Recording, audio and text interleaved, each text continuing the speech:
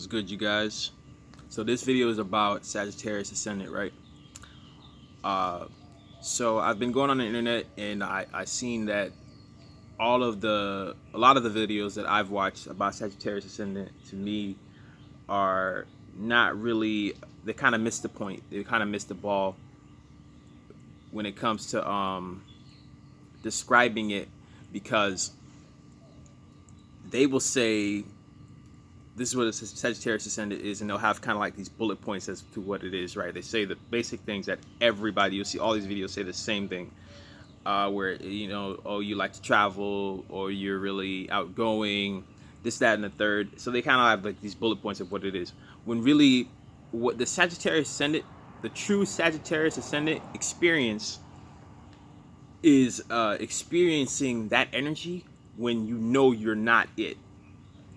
So the only people that have a Sagittarius ascendant experience that might not be like this are the ones that are Sagittarius moons or Sagittarius sun. If they have a Sagittarius ascendant, it's kind of like you have a gift box and it's red and it has a red bow on it, and when you open it, it's another gift box, or if not, it's like a red interior as well. So what you see is what you get with these people. So they're not going to really have like this tug of war experience with the ascendant sign, because they are what they are. So it's almost like those bullet points, they are more readily to accept it because they've completely integrated that within themselves already, and they've probably done that their whole life. So they can't really tell you what having a Sagittarius ascendant is like, because they know it through and through. So it's almost like they're oblivious to the fact that they know it through and through.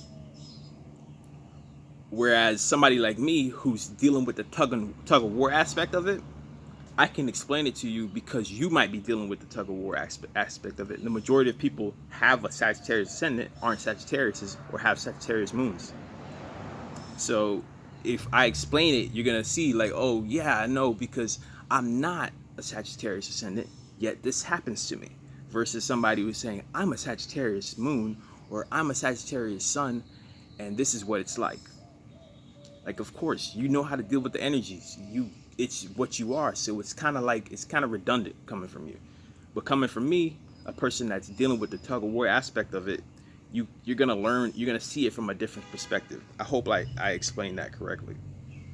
So having a Sagittarius ascendant, first off, let's just start with the first house, right? Jupiter rules your first house. So people are going to look at you like you're outgoing, but you're probably not. You're probably not. And as a Pisces sun, like I can enter a room. Guys would tell me this, and even girls would tell me this. They'll say like, you look like the kind of guy that's really outgoing, or they'll try to invite me to parties, this and that. They thinking like I'm like this type of dude, but I'm a Pisces sun, so I'm actually really low key, and I actually like to fly under the radar a lot. So that's right there. There you go. See, a Sagittarius sun is not going to tell you that. A Sagittarius moon probably ain't going to tell you that, because they would say, hey, you man, you look like you like to party, and they'll be like, hell yeah. So it's like, okay, then you didn't get that experience that I'm just about to say right now. You didn't get the experience of the tug of war, so you're not gonna really be able to explain this ascendant in the way that I'm trying to explain it. Like, I do have a fire moon, which is in Leo. So, but there's other things in my chart as well, and other things like me being a life path 4 that kind of decrease that Leo fire energy in a way. It dilutes it a little bit more. So there are other things that will influence your signs, obviously. But back to the first house. So Jupiter is your chart ruler. So what this means is you are very lucky. You're gonna be in search of wisdom. This is kind of like almost like your life path in a way. Is learning about Sagittarius type things. or this is always going to be like a main theme in your life. You might even run into, whew, sweating in this video. You might even run into, oh, see, I'm sweating. That's another, having a fire ascendant, you're likely to heat up really fast, faster than other people. Your body temperature, you have to learn to regulate that, because you're basically, your outer shell is like, it's like a fire. You're made of fire. So you're more likely to overheat than somebody else, or burn yourself out than somebody else, because you're drawn from your core energy so much. So you're naturally kind of hot all the time. Back to the first house though. I went back off topic, but so I think that's basically it though. I don't really have to go too in depth on that, because I'm trying to break down the rest of the chart, the rest of the houses. So let's go to the second house. So you got Capricorn in the second house. What does this mean? So as a Sagittarius ascendant, you might experience, because Taurus is better to have in the second house than Capricorn, and even Virgo. So Taurus is what's supposed to really be in the second house, and that's consistency. And that's in the second house, deals with your money. So you would like consistency there, but we have Capricorn here. So what this does is it doesn't make it consistent. It gives you the knowledge of consistency, but it doesn't make it consistent itself. So you have to learn how to apply yourself, or you have to learn. The best way I can explain this is you are the business. You are the company. So you don't, as a Sagittarius ascendant, for me, as Sagittarius ascendant, you're gonna learn the most from Taurus people, and no, not Taurus people, I got that wrong. You're gonna learn the most from Virgo people and Capricorn people, in terms of how to deal with your money, and in terms of how to apply yourself in the world. Because the Virgo people are going to teach you how to be mobile and fixed, and the Capricorn people are going to teach you how to be a boss, how to be the company, how to be your own asset, how to be an asset, period, within your own self. Wherever you go, you make money. You just generate money wherever you go. You don't have to go somewhere to work to make money. Like, for instance, I'm a tattoo artist, so that makes me the business. Meaning, wherever the fuck I go, I could be tattooing in somebody's basement in China, or on the top of a mountain, whatever. I'm the business. You know what I'm trying to say? So it doesn't matter where the hell I go. So that's like a perfect example of Capricorn in the second house, because I'm the moving business. And Virgo is earth energy, but it's mobile. So it's learning about being mobile and fixed. So gaining knowledge, all this knowledge and all this practical information, but knowing how to be flexible with that shit. Again, so I can move around with, I can make money in different locations, regardless where I'm at. I can make money. So that's a good thing for Sagittarius ascendant people to learn. But I feel like a Sagittarius wouldn't tell you that though. That's what I'm trying to say. That's why I'm trying to break this shit down. So then you have the so we went second house. So now we have the third house, which is in Aquarius. So people are going to think that you're detached. A lot of times people are going to think you're very unique. You're going to have a unique style, for better or worse. You know, people might dislike you because they think you're detached. They think you're stuck up. You know, you're not. And what it really is, to core to me, is that people just, you're different. You're just different. And as a Sagittarius ascendant, it's only right, because you're like, that's the traveling sign, that's the foreign sign. So you're foreign to them. So of course you're gonna have Aquarius in the third house, because that's your surroundings. So when people are gonna think that you're a foreign individual. Let me slow down though. That's that fire energy that I'm trying to speed up and get my thoughts out. So people are gonna think you're foreign because you got a fire ascendant anyway. So let's go to the fourth house in Pisces. Having fourth house in Pisces means that you're going to receive a lot of nourishment, because it's water, because the fourth house doesn't want to be in water. But you're going to also receive a lot of illusions there as well, because Pisces deals with illusions. So when you're dealing with this Sagittarius ascendant energy, watch out for illusions in the areas in which you find comfort. look out for that stuff. Look out, like you may have a friend that's not really your friend. You may have a parent or that's not really out there for your best interest. You may have a parent that is there for your best interest, but they kind of baby you, and you need them to stop that because they're not really showing you what the real world is. As a kid, let me see. I'm trying to give a good example. As a kid, I did not get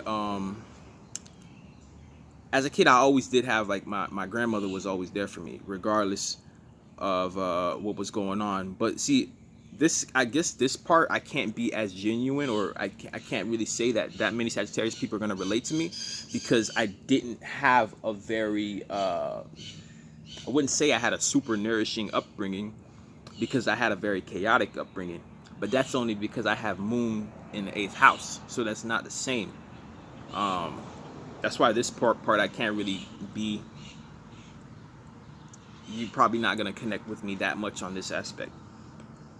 But what I can say is the aspect when it came to my grandmother always being there, that could be a good thing and that can be a bad thing. You know what I'm saying? So I always would look at her and be like, I don't ever want that to be my crutch. This individual being there. So just realize that. And also, I had some family members that you could say were supposed to be quote unquote leaders that ended up not really being leaders at all. And so that was an aspect of it being an illusion, where you would think that this individual has your back, but it really didn't. And that's all in the 4th house. So I would say watch out for illusions in the 4th house, in your comfort, in your safety, in which you think something is beneficial to you, but it really isn't. It can just be an illusion. So be careful with that in the 4th house. So let's go to the 5th house. In the 5th house, we have Aries. So when it comes to our pleasures, well, not really our pleasures, but our entertainment, the shit we like to have fun with, man, we like to go all out. We like to go all out, and we like to we like to do it. We like to have fun our way.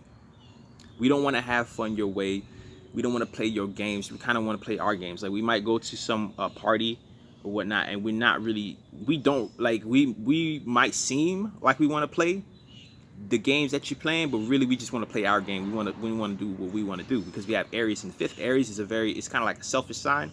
So like, I like to play, or if it's not that you want to play your game, there's a certain way in which you like to have fun, and that's just how you like to have fun. So for instance, I like to do competitive things. Like, I would have fun playing chess with somebody. I would have fun playing basketball with somebody. Something that's mental and competitive is what I would prefer to have.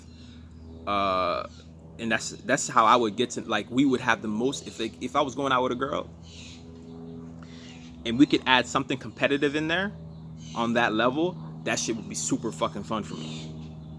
So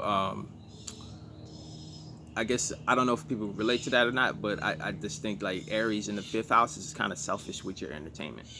So whereas other people, they're more kind of like free flowing with their entertainment, and they want everybody else to have fun with them.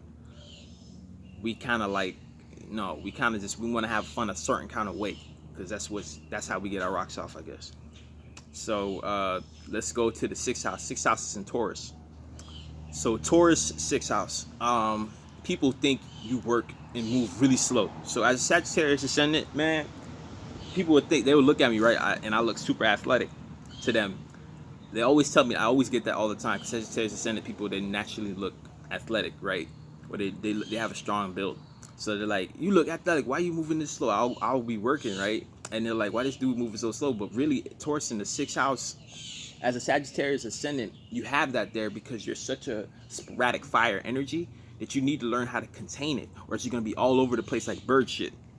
So this is you have Taurus in the 6th house, so that you know how to just slowly but surely complete things and analyze things. Like, this goes here, that goes there, and this actually is a benefit, because as having a fire ascendant that's spread out like that in a working setting, I could be all over the place. But because I have a Taurus in that house, I'm not. This also means that you can Another reason that this is here, Taurus, having Taurus in the sixth house, you have to be careful about overworking yourself. See, I may be moving slow, but I get a lot done, and because I move so I get so much done, I might burn out at the end of that. It's like I did so much though that I basically pass out. But that's at the end. So slow and steady wins the race when it comes to the sixth house in Taurus. My experience is people would always, nag, blah, blah, blah, you're doing it slow. But when I got the job done, the job was done, though. And it was immaculate, too. So that's what I'm trying to say. Like, what else? Let's go sixth house. Taurus. Okay, yeah. Gemini in the seventh house. So with Gemini in the seventh house, you're going to be, seventh house is all about partnerships. So you're going to want people that are very talkative, voices, people that with a voice that you like. If somebody has a voice that you don't like, it's going to really irritate you. As a Sagittarius ascendant, if somebody has a voice you do not like, you can't stand it. It's like screeching. It's like claws on a chalkboard. It's very, very annoying. Like as a guy, I can't explain it from a girl perspective, but as a guy, the way a woman talks is very attractive to me. The way a woman speaks is very attractive to me. So if she speaks a certain way, I don't like it. If she has a foreign accent, I'm more privy to that than somebody with a regular accent because I have a Sagittarius ascendant. So accents, the way somebody talks is very important. The way they communicate is very important to you. So and if they have a lot of ideas, that's very good because now you can put meanings and reasonings behind those ideas. I was just looking at a bird. You can put meanings and reasonings behind those ideas that they are presenting. And if they talk a good talk, or if they sound good, you're gonna want to listen to them. So, and that's all Gemini in seventh house is all about communication. So that's key right there too. So let's go to the eighth house. So in eighth house, you have. Did I do this right? I went Taurus sixth house. Gemini seventh house. Okay, yeah. Cancer in the eighth house. So with Cancer in the eighth house, having a Sagittarius ascendant, so having a Sagittarius ascendant, you're generally an attractive person. I guess I don't know. I can only speak from my experience, but people think you're attractive. Something about you is attractive. Something about you is kind of like, in a way, kind of like Rambo. Or what's that dude? Fuck. I think his name is Jason Momoa, whatever. He's like this. He played Aquaman, right? You kind of have like this nature rustic look to you. So people kind of sexualize you, and it's freaking weird, right? Who would have thought? So they sexualize you. So, but having Cancer in the eighth house, you're actually not really like that. You're not this super hypersexual thing that people think you are. You're actually very reserved sexually. You're actually probably more disciplined than a lot of people sexually. Or at least you're a lot more traditional when it comes to sex, and more, kind of like you're not trying to like you're not gonna have an OnlyFans is what I'm trying to say. So that's just not for you. You're not gonna want that, or you can be the complete opposite and want that. You're gonna be the complete opposite and just want to be holed out and be all over the place. So 9 times out of 10, Sagittarius ascendant, Cancer in the eighth house. You're not gonna really. I'm not saying that you're not gonna want to have sex, and I'm not saying that you're not gonna like a lot of sex. I'm saying the way that you approach it is in a very traditional way. The partner you have, y'all probably gonna be having a lot of sex, crazy amounts of sex, but the way that you approach it is going to be in a very traditional way. Also, the eighth house is not only about sex, though. So, transformation and life and death, all these things are very sensitive to you. You're very sensitive to this stuff, and transformation really does change you. Life and death really does change you. Like, you can become a completely different person from these situations. And Cancer in the eighth house, you'll have something with your mother or something with the female in which they pass things on to you as well. Something with a motherly like energy, feminine energy, in which they pass on you, whether it's knowledge, items. Women are gonna tend to give you stuff for some reason. That goes to Venus in the sixth house as well. You might get stuff from women in work, this, that, and the third. But so let's go to the ninth house.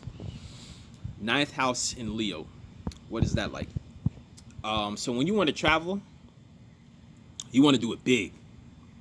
You want to look fly. You want to be stunting on your travel. You want to be the showstopper when you're traveling. When you travel, you really think about it, you plan it out, and you want to make sure you do it right. Because you're the Sagittarius ascendant, right? You gotta travel and look nice with it. So having a Sagittarius ascendant doesn't mean you travel a lot. It just means you have that ability or the mobility to do. Like, it just means like you kind of have that look of somebody that wants to travel or is good at traveling. But Leo here, also you're very, because the ninth house is about wisdom, it's about higher learning. So with Leo here, you're very fixed in the things that you learn. You're very and your ego, you got a lot of pride when it comes to the wisdom that you have. So that's something you gotta be careful too. You shouldn't always be so prideful about the stuff that you get, because if you're wrong, then you're wrong, and you can't be so prideful about it.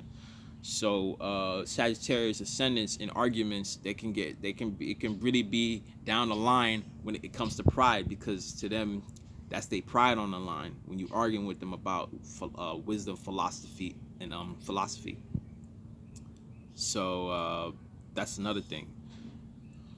Let's go to the 10th house. So 10th house, we have Virgo.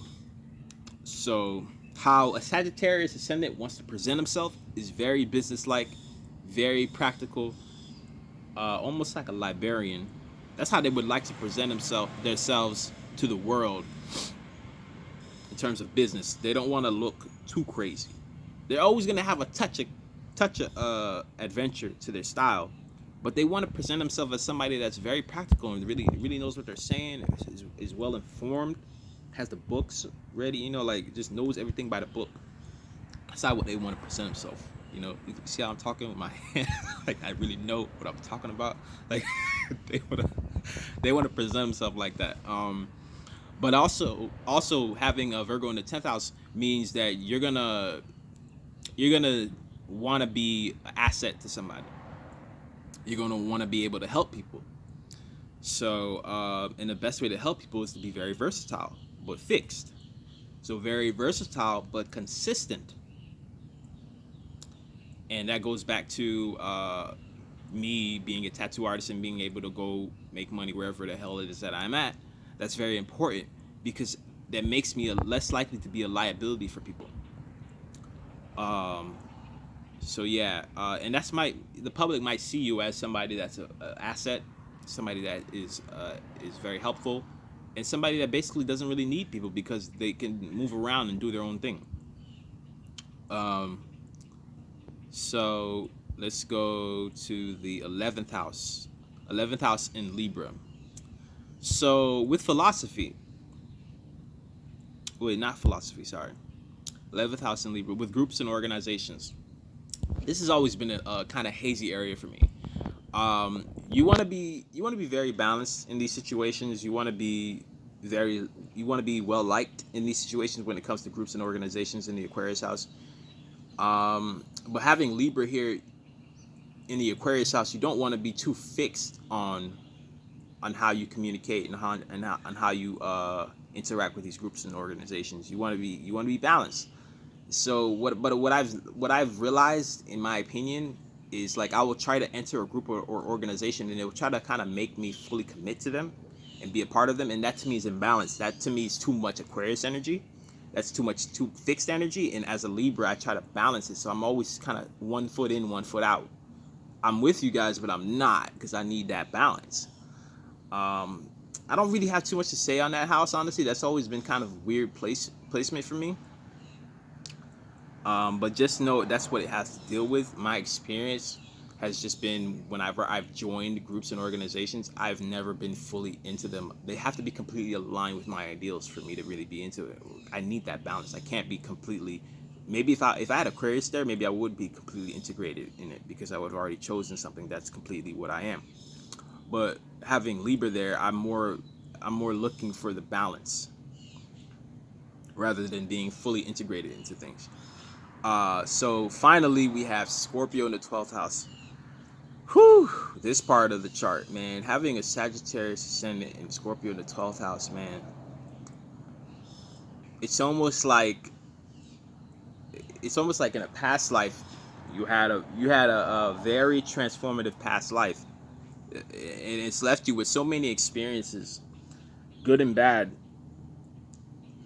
more than likely bad, that you had no choice but to come into this life and be optimistic because you were just sick and tired of the bad news. But having Scorpio in the 12th house, man, it's like your consciousness is hidden away from you in the depths of the ocean. So your subconscious mind is very dark. Your subconscious mind is very deep. You are an extremely deep person subconsciously. Like the depths of your soul is beyond the scope of what somebody can even perceive. Like they might think, they might see you happy-go-lucky, kind of like Goku in Dragon Ball Z, but you're really like Piccolo. You're like even deeper than Piccolo probably because you got Scorpio in the 12th house.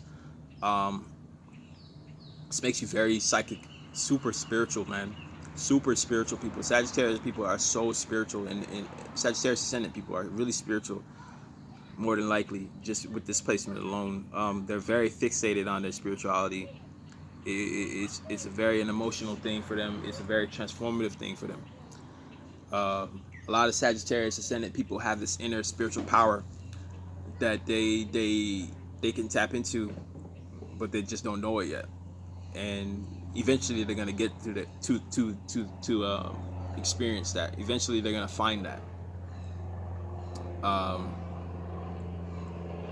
But yeah, that's all I'm gonna say on that topic. I felt like this needed to be said. Every video I was watching just didn't have what I needed. But shout out to Dolo the Pilot Man. He made a video about Sagittarius Ascendant. It's a lot shorter than this video and to the point. And I feel like he said exactly what it is because he was speaking about it from the perspective of not being a Sagittarius. So he was talking about it. He wasn't trying to use the bullet points either. He was really just saying like that's what they look like or that's what you're going to perceive, but it may not be what it is. And you have to come at it in that perspective to really get what a Sagittarius ascendant is to me. But anyway, this has been a long video. I feel like it is needed to be on the internet, so I just made it. You guys take care.